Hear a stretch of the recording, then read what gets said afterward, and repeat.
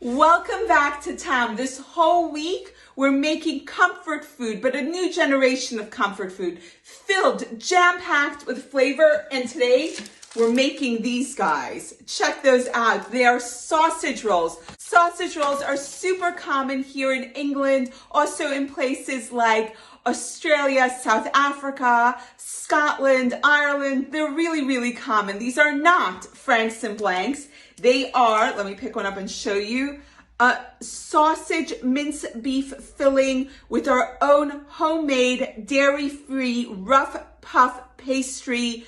It gets all the lamination, and it's comfort food on a new level. It's taking all those things we associate with comfort food like pastry, but upping the ante, upping the flavor, teaching new techniques. So stick with us while I show you how to make your own sausage rolls. It's a project you do not want to miss. This whole week, we're doing comfort food. I don't know about you, but I'm in need of comfort. But I realized that comfort food for me has gone up a level. I'm more interested in flavor and texture. Yes, I want all those comfort food elements, the fat and the salt and the sweet, but I also want more flavor. So what we're making today is sausage rolls. Definitely comfort food. Here in England, you can buy the non-meaty sausage rolls in almost any bakery. My husband grew up on them. We're gonna make a meaty version of the sausage roll, but a kosher meaty version. And we're going to start with the pastry. So what we're making is rough puff pastry. So there's full puff pastry, which is a sheet of pastry. You put a block of butter in the center, and then you fold it over, you roll, you fold, you roll, you fold. So rough puff skips that step of the block of butter. It basically puts the fat directly into the dough. There's still the folds, but we skip that block of butter, in this case, Betterine, but the Betterine is going straight into the flour without that block going on. You still get the layers from the folding, but there isn't a layer of fat. It's a quicker version, just as delicious, but not quite as challenging to make. So into my food processor, you can absolutely do this by hand, but I really love using my food processor. It's a great shortcut. It's a great workhorse in the kitchen. In goes my flour and my very cold cut up Betterine, because I'm making this one a dairy-free version because I want the sausage that goes into it to be a meaty version. So that is my compromise. In goes the Betterine, and we're gonna start by just pulsing it together. It would help if the machine was on. Now it's on. Let's pulse. So we're pulsing until it comes together kind of like that wet sand. You're looking for bits of Betterine rather than butter in this case, which are about the size of peas, which is what I have. There you could see some little bits there. Excellent. We're gonna pulse it just once more to satisfy that I've gone far enough. Excellent. In goes my next ingredient, and after this, we are nearly done. I'm gonna use 1 teaspoon of lemon juice. There we go. And I have here ice cold water. In fact, there is ice in my water, and I'm gonna measure a 1/4 cup of ice water. I'm fine with a cube of ice getting in there. That's absolutely good. And there we go. Let's go in with our 1/4 cup. And I may need more, but let's start pulsing and see how we do. When you do this by hand, you do actually need a little more water. The machine allows it to go a little bit further on its own. So we're gonna add the second 1/4 cup. So in total, it's gonna be about 1/2 cup. And we're gonna pulse again until it comes together. And just pulse tossing it makes sure that we don't overwork it too much. I could already see that it's clumping together. Let me show you. And this is what I want. It's clumped together. Now I'm just gonna dump it onto my clean work surface. Oh, this is very exciting. Not only do I get to be a superhero because I'm making homemade sausage rolls for my kids, but there is definitely a comfort in the process of making pastry. At least for me, I love doing it. So there it is. My pastry is ready. I'm just gonna mold it into a square, wrap it in plastic wrap, and into the fridge it goes for the next 20 minutes. After 20 minutes, we're gonna take it out and we're gonna start the whole folding process. So it's been 20 minutes and our dough has gotten nice and cold, and we are going to now roll it out. So I have a very well-floured surface and a well-floured dough parcel, a well-floured rolling pin, and I'm just gonna gently roll it into a nice rectangle, not triangle shape. Who rolls into a triangle? All right, and once again, just gently, not too much weight is required here to roll it out. I'm gonna also stretch it a bit in every direction to get a nice rectangular shape. And I'm just constantly moving it to ensure that it's not sticking to my surface.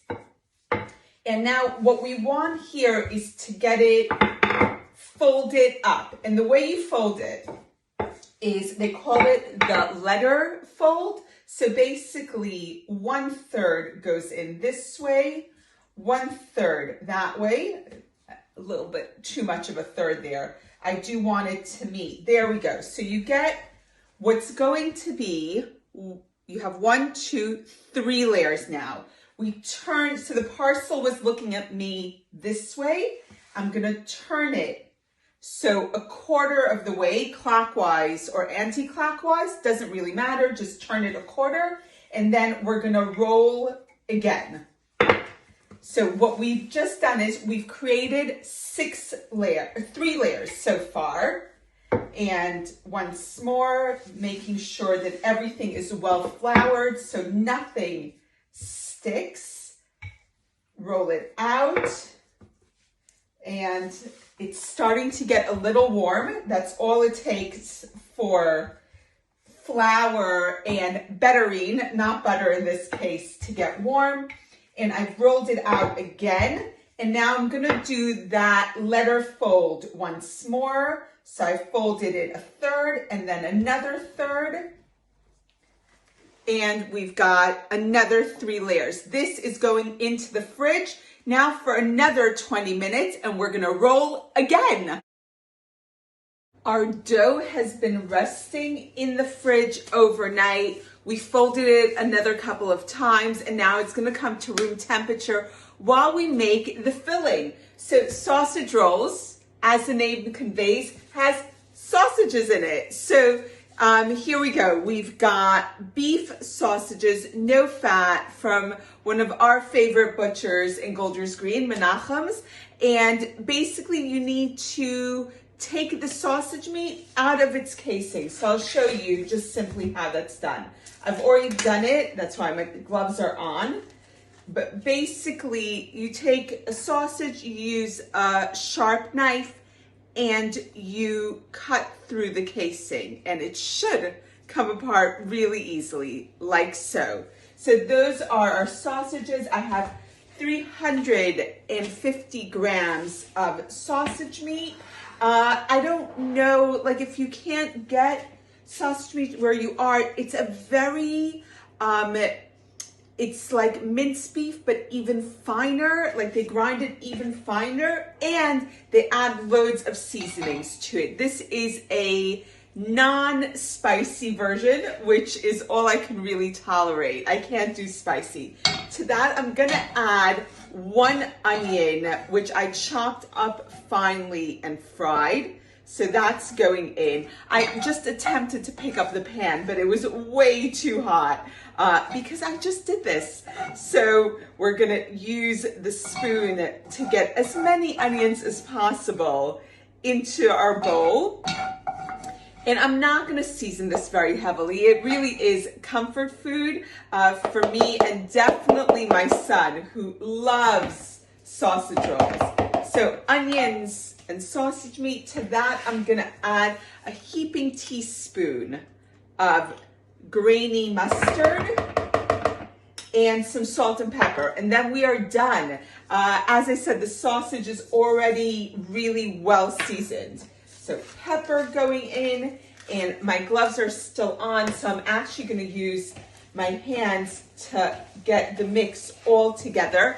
My son really is not a fan of any vegetable, aside from broccoli. I know, it's strange, but he doesn't really know the seasonings and the vegetables that go into other foods. So I cut the onion super, super fine.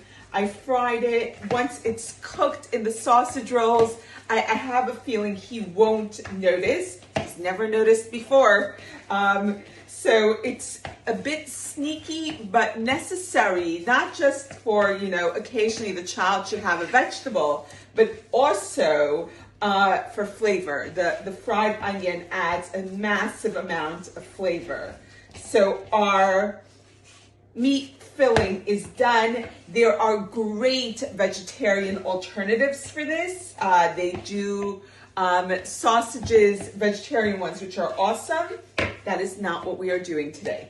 All right, so our meat filling is done.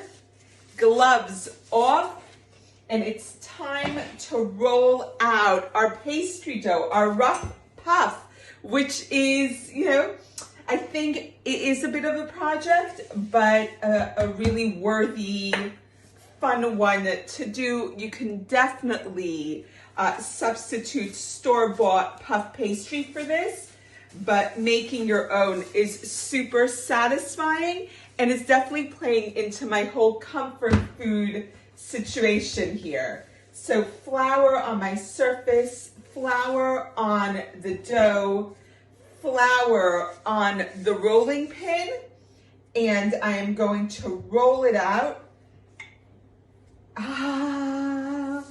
When you invest this much time in something, you do get worried, don't you? So I'm gonna roll it out thinly, and then we are going to fill these guys up. And just keep on ensuring that there's flour on the surface as you go. You definitely, after investing this much time into pastry, don't want it to fail you. But I have to say, one of the most comforting things I do is make pastry. I find it incredibly therapeutic. Even when it doesn't work, it's like, okay, so we'll do it again. But I do find pastry making very, very therapeutic.